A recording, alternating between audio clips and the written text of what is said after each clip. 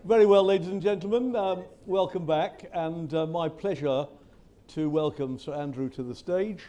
Many of you know he is the head of the N.I.C.E organisation, and I think most of us regard N.I.C.E as the organisation which gets in the way, or some would say promotes our interests in terms of medicines. But Andrew, N.I.C.E does more than medicines, doesn't it? It's a broader, or I think most people think of it as medicines, but tell us a bit more. Yeah, I mean, it has a big brief now. It started with medicines. That's the program, I guess, that people in this audience will be most familiar with. But over the years, we've accumulated a whole series of other asks from the health and care system to get an evidence base and convert it into something useful. We do that now across clinical practice with a multiplicity of programs, looking at everything from new life sciences technologies to the safety and efficacy of interventional procedures. But we've also extended beyond clinical practice into public health, so we look at the evidence base for effective approaches to disease prevention and health promotion. And more recently, we've been looking at the evidence base for effective care in social care settings. And the great thing about all that is that we can bring together those things where there is, as there is in many cases, a really intimate interface.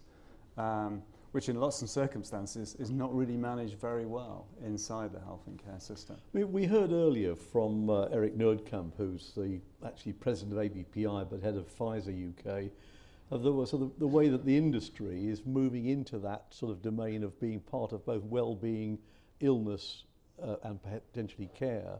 So how does the industry get involved in appraisals that aren't really medicines, but the ones that you just mentioned? Can it get involved in that? Yeah, I mean, the industry's been working with N.I.C.E across a range of programs outside of the straight technology appraisal program. I mean, most notably in the clinical guidelines program, where, of course, there we're positioning life sciences technologies, often in relation to each other, but also in relation to alternative interventions, surgery, no intervention at all. So there's an opportunity for companies to wear that. And to the extent that the life sciences industry is working on solutions that support effective care as we age and require social care, which is not something that the NHS does, then again there's an opportunity. So we don't corral stakeholders into particular programs just because they happen to innovate in a particular area. Good. I want to move to how you choose the topics to review. I know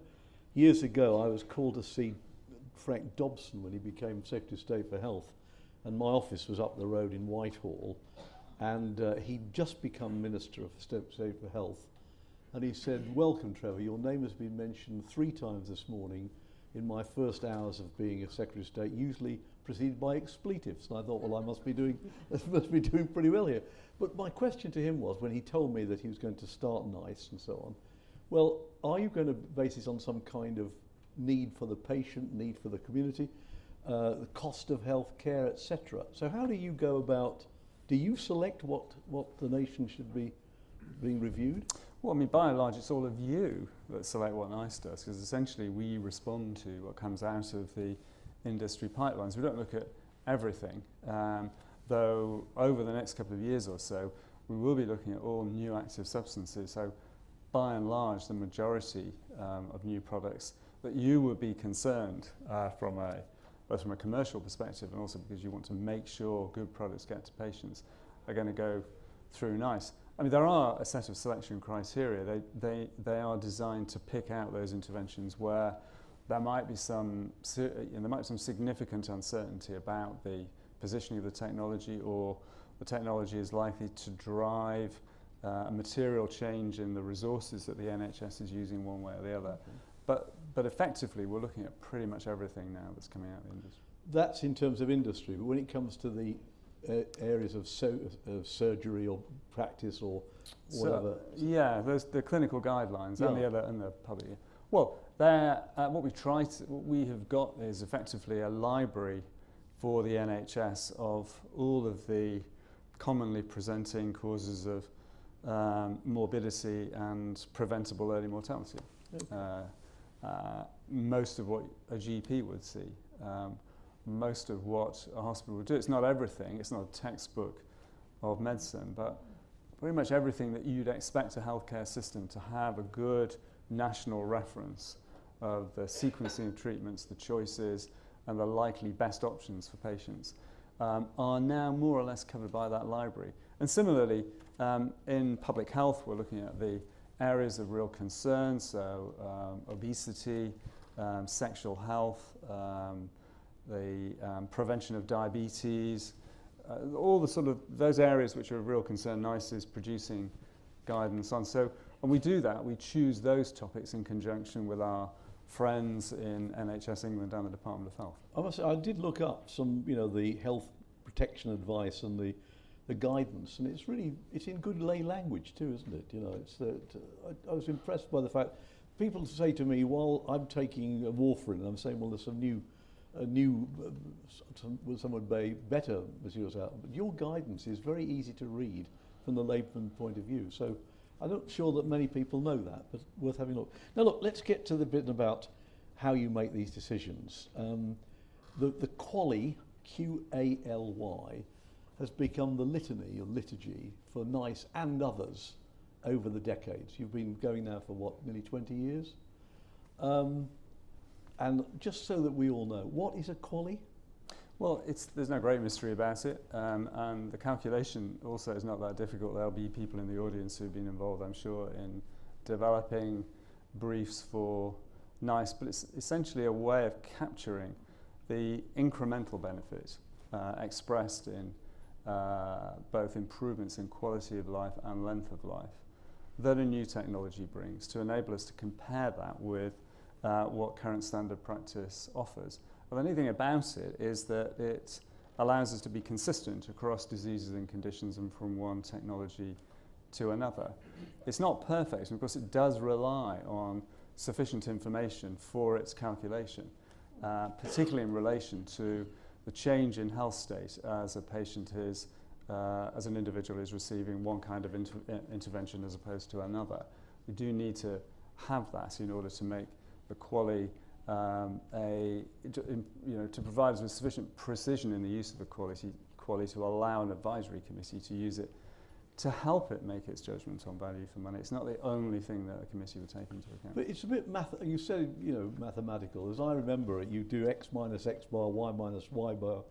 How much extra life to years to life, and how much extra quality, and then how much it actually costs. And you finish up with a magical number of 15,000, 20. The first thing you do is to calculate how many additional Q.A.L.Ys the patient's getting, and then from an intervention and compared to current standard practice, and then essentially you want to reference that against what the company is asking for that extra benefit for those additional Q.A.L.Ys is reasonable. Now, of course, there it all gets interesting, because what's reasonable, you might say, we'll all fix it at a different point. NICE uses, with the support of the Department of Health and NHS England, a threshold at between £20,000 and £30,000 per quality adjusted life year. So I'm reading from Nick Timmins last year. He's always been a critic of many different institutes, King's Fund, when he's saying that the health economists, incidentally, I believe that God invented economists to make weather forecasts look clever. So there's only economists in the audience. But so he said health economists at York have calculated through fairly heroic manipulation of NHS data that the average cost per quality treatment is around 13,000, and so your standard of 20 to 30,000 is too high, and therefore, by implication, squeezing out cost-effective treatments. Well, I mean, that is derived from a single study, and it would be good for the health economics community to develop that, to repeat it, so we can build confidence in whether or not that indeed does represent the threshold for the NHS as it stands. But the other thing I would say is that it's not exclusively NICE's responsibility to determine what the ISA threshold should be for NICE. My personal view is that decision rests with those who've got the stewardship responsibility for the system. At the moment, that would be the Department of Health and Social Care and NHS England. And at the moment, notwithstanding Carl Claxton's that single study, I don't see any appetite for the department to change the threshold range that N.I.C.E is currently using. But I'm encouraged by the fact that what you say, it's a part of the appraisal. In other words, you start with the Q.A.L.Y, and if it's low, of course, then the decisions are more or easier than if it's well above that threshold, yeah? Sorry, So in other words, it's not the be-all and end-all of the decision, it's a starting point for further discussion. Yeah, I mean, £20,000 per Q.A.L.Y is, then the advisory committees can take into account a range of other factors which are set out in the methods guide that we've published to provide a positive recommendation for technologies up to £30,000 per Q.A.L.Y. And then, of course, in very specific circumstances, where an intervention is designed to extend life right at the end of life, typically we see this in cancer treatment, and go up to £50,000 per Q.A.L.Y. And then, of course, in the highly specialised technologies programme, there's a different scale of reference altogether, which I might want to talk about and why that is. But all of these numbers, in a sense there's no right number, these numbers express the willingness of the government of the day, because the NHS is a publicly run entity, so it's ultimately the government's responsibility. It's their willingness to pay for new technologies coming in. And you can choose where you want to put that. You can be very, very tight. You can ratchet it right down. You could say, we should be at Carl Claxton's £13,800 or whatever the number actually is in the paper that he's published. Or we could fix it at £10,000. Because actually what we want to do is to use the resources of the NHS to maximise the availability of interventions that we know to be very cost effective in the system. So we're going to really max out on that. And yes, we understand that means that we're going to lose benefits with new technologies. There might be all sorts of other consequences for the country in relation to its relationship with the life sciences industry, but that's what we want to do. Or you pick some other number in the end. It's not a precise science, and nor is it the domain of the economists. It is a judgment that has to be made by those who've got that stewardship. So several times today we've heard of the sort of new technologies, whether they're so-called advanced technologies, gene manipulation, gene changing, the CAR-T, which we've heard of, and so on, which almost inevitably are going to be very much more expensive, both to make and research, than conventional small molecules. So doesn't that present a major challenge that as many companies move that way, that the current wisdom over price and availability and so on is going to change, isn't it? Yeah, I mean, it's those technologies are clearly testing conventional approaches to understanding value and agreeing what that value is worth to the system, and therefore what the system should pay for. But it's not impossible to tackle them, and we're very close to reaching an agreement on the first of the CAR-T therapies coming in through the standard technology appraisal program. We've already looked at a gene therapy through the highly specialised technologies program. But we know that we can't simply assume that we just put it in at one end of the N.I.C.E machine and it'll happily come out at the other end. It's not going to happen because of not so much because of the science, I don't think, but because of the money, which is why the arrangements that we put in place to enable an active engagement between companies and NHS England as the payer, right at the start of the appraisal process that we're using are so important, because everybody needs to understand right at the outset the nature and potential impact of these game-changing technologies in the system. What are they displacing? What's the nature of the disruption? What's the net resource consequence for the system? And we need to have that conversation early before we decided whether or not actually it's something that we could recommend that the system does. Partly because it allows people to prepare. In the earlier session, people were talking about stakeholders being around the table. It's so important, I think, that happens, to have that conversation. And partly because there may well need to be, and in many cases there will have to be, a commercial negotiation between the company and NHS England to enable the technology to be, in effect, presented to the N.I.C.E appraisal committee in a way that the committee is likely to be able to say is cost effective. I do want to come back to that issue of negotiation, but some would look at you and at NICE, and you tend to be the face of NICE on many occasions, as being the people who prevent access to medicines, as being the dragon, if you will, that throws its tongue of flames at the patient. I quote from the Times in August, "New drug for dying children is rejected." I know you probably can't talk about individual drugs, but Muscular Dystrophy UK said this decision will cause heartbreak for families, and without access to this drug, children with SMA will lose the ability to crawl, walk and swallow. And then you go on to accept one CAR-T and not another, costing £282,000. So what's your answer to that? Are you the people who, preventing these kids from getting proper medicines? Well, in both of those cases, the story is not over. So you're taking a particular report at a particular point in time, and we need to see where those things go.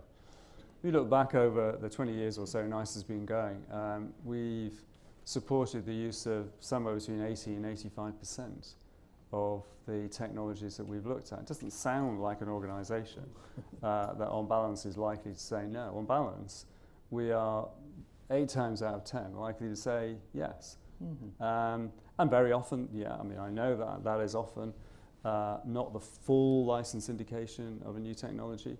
I know that sometimes it's the result of what can feel like a tedious and exhausting process of engaging with us and now engaging with NHS England.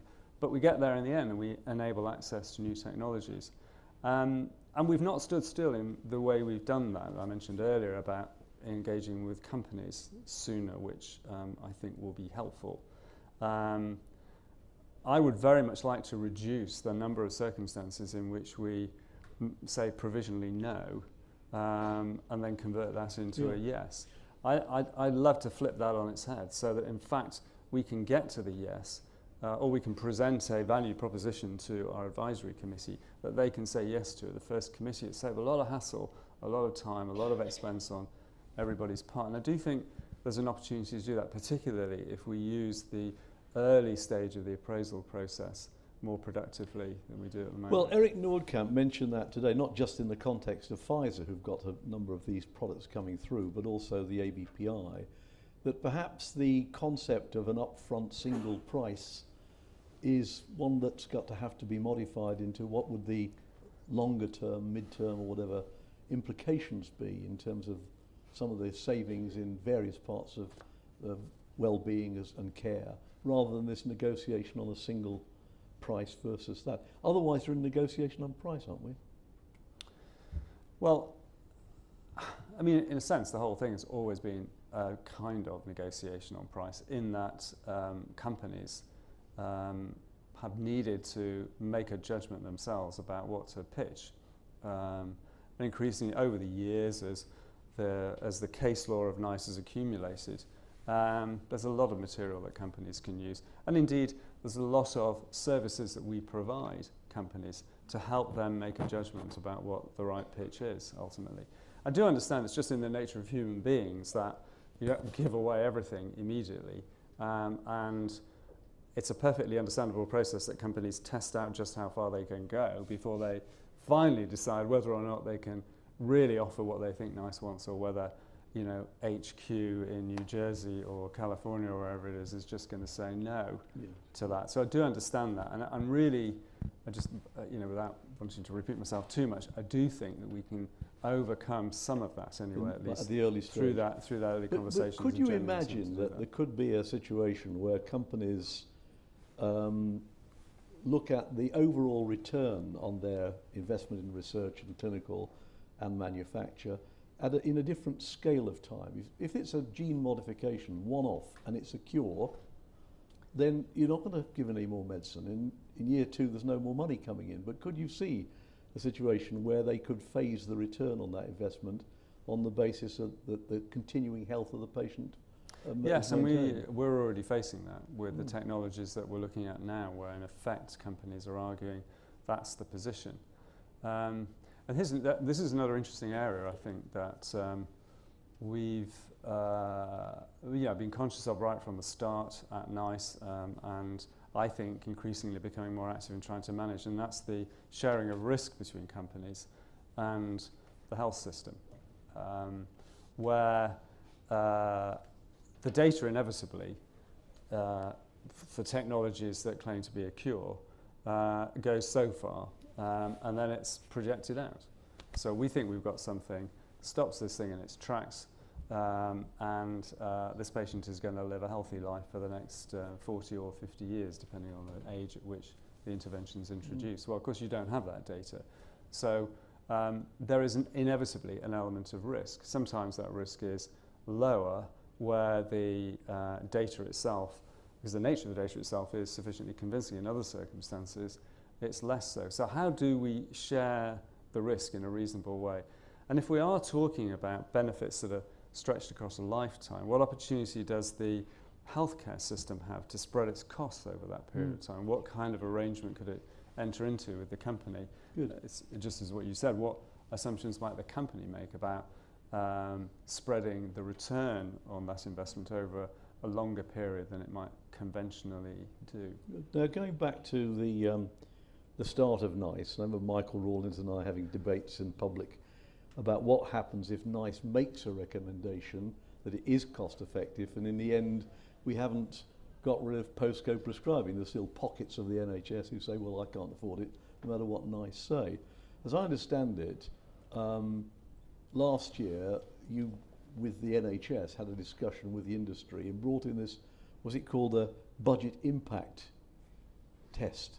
In other words, you could say, yeah, we think it's cost effective, but the guys in the different parts of the NHS, they have to make their own decisions.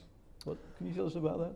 I think you're conflating two separate things there, Trevor. There's certainly the long-standing concern that N.I.C.E might make a positive recommendation, but you're still, when you actually try to get the product in use inside the NHS, confronted with local decisions which, even if they're not visibly and actively refusing to comply with that, are making it difficult for the intervention to be used. And then separately, the budget impact test is something that we've introduced in conjunction with NHS England to allow NHS England to identify those circumstances in which a commercial discussion will help them to manage the entry of a new product. And they would have that negotiation. Yeah. Not so it's not to stop them from, it's not to stop the product, they can't stop the product being used in the NHS, but they want to sit down with a company and have a conversation about how to manage it in a way that isn't going to blow their budgets in other areas and potentially generate problems for other companies trying to sell products into other areas. And it was introduced really off the back of the challenge that NHS England had with the introduction of the treatments for hepatitis C. Now you can argue about whether that threshold of £20 million is set too low. I know the industry would have preferred £100 million. It's looking like about between 20 and 25% of technologies are triggering that. But what's not happened yet, and this is interesting, what's not happened yet is the other feature of this arrangement, which is that NHS England could come to us and say, this is such a problem, and although the company's done its best, we still feel we need to manage the entry of this product in a way by controlling the numbers of patients that are treated year on year. And they've not done that. And that I think is a tribute to the companies who've engaged with NHS England in this. I think it's also an indication of just how difficult it is for NHS England to come and make that request of N.I.C.E, because only N.I.C.E can say, okay, you can have more than 3 months. Because there aren't that many technologies where you can do that stratification. You could do it with Hep C, but in other circumstances. Because some would argue that the amount of money that Britain spends on medicines, shall we say, by comparison with its GDP, is very low by comparison with near neighbours in Europe. So that's a political decision, not a N.I.C.E decision, I understand that. Oh, I'm going to ask for people to ask you some questions before we finish, but I noticed that you're now going to charge companies for these appraisals, and that's not going to happen in Scotland or Wales, to my knowledge. So are you running out of cash, or what's happening here? Yes. I'll give very brief answers because there's a sign over there said that drinks are waiting. Oh, I do appreciate that I'm the only thing that's standing between you and a glass of whatever it is that's on offer. Yes, the short answer is We used to get about somewhere between 67 and 70 million from the Department of Health. This year we get 51 million. Oh, right. So we've had a huge reduction in our resources. We've worked every which way to squeeze it to make sure we can retain what we do, but we do need to ask for your help to ensure that we can continue to maintain and to increase the number of appraisals that we're doing. But there would be special consideration for small companies who really Yes. couldn't afford the 150 odd thousand. Yeah, there's a discount proposed and staged payments proposed for small companies. Right, time for a couple of questions and then we'll go and have drinks. A lady over here, please. Can you just wait for the microphone so we can hear you? Thank you. Thank you. I work in the charity sector, so I was going to ask how well you thought the patient voice is heard within N.I.C.E and any improvements or thoughts you might have on that matter. Well, I mean, you are almost certainly in a better position to judge that than I am. We try genuinely very hard, and we have right from the start. We've got a big team inside N.I.C.E devoted to both helping the internal teams to identify the best way to listen to the patient voice and engage it in their work, and also working with patient organisations to enable them to understand how they work with us. I know it's not perfect, but it's absolutely genuinely meant, and we do look for opportunities for making improvements all the time. Any more? Yes, a lady here, please.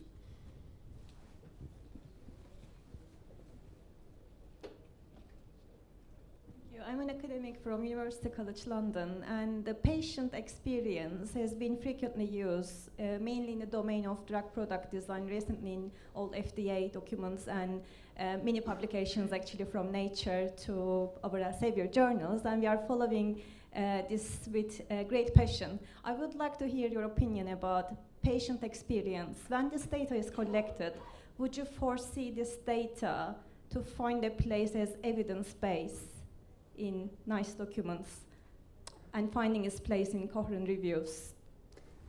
Yes, both indirectly and directly. Indirectly, it's critically important that patients are involved in research, ideally in the design of studies, certainly in their conduct, and directly to N.I.C.E, patients have the opportunity to sit in our advisory committees and speak to the advisory committees directly to talk about either their own experience or to speak on behalf of the experience of living with a condition and the potential for whatever the committee is looking at to change that experience and to speak directly to committee members. And of course, patient organisations are very active in giving their views on the draft documentation that N.I.C.E produces. Because you have a very special interest in both paediatrics and in aged populations, don't you?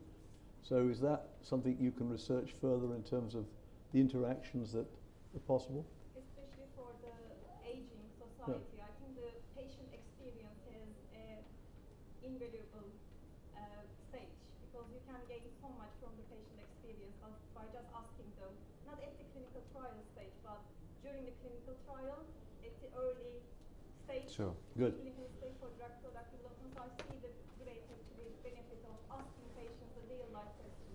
And I promise you this is not a plant, but the Academy of Pharmaceutical Sciences, which I'm proud to be on the board of, is running a conference next year in September where this will be one of the major topics. So get registered for that. Ladies and gentlemen, one more, last one. Thank you. Thanks. My name's Ollie Rayner and I work in cystic fibrosis and other rare diseases, and I actually have cystic fibrosis myself. My question is, I think applies to rare diseases in general, innovative treatments as opposed to treatments in more established areas where it's an incremental effect. And the N.I.C.E appraisal process essentially does a cost effectiveness review at a point in time, whereas for drugs in our area, which are very innovative, where they're disease modifying rather than damping down treatment symptoms, often the endpoint, the regulatory endpoints from trials are a bit obsolete compared to the new capabilities of these drugs, and they're not fully known. And also the effects can only be visible over a long time. If a child lives to 50 instead of 30, you're always going to fall down on not being able to present the long-term evidence of that effect. And it seems to me it would be more rational to have a way to learn from the real-world evidence, so make the drug available in some way and look at value over time and get a better resolution as you see what it does to the people, and you learn more about it than you actually would from the trial. And so I think in some ways the system discriminates against innovative treatments in rare diseases and almost encourages people to develop incrementally better treatments in well-known diseases. Yeah, I mean, I would say that our challenge in relation to treatments for cystic fibrosis that we're looking at the moment are less to do with our ability to understand their long-term benefit and more to do with not being able to understand the company's approach to its value proposition. Mm. So we must talk to the industry and not just to the NICE about it. Folks, we have run out of time. I am conscious that the drinks are out there. Please join me in thanking Sir Andrew for being with us this afternoon. Thank you. Yeah, that's very good.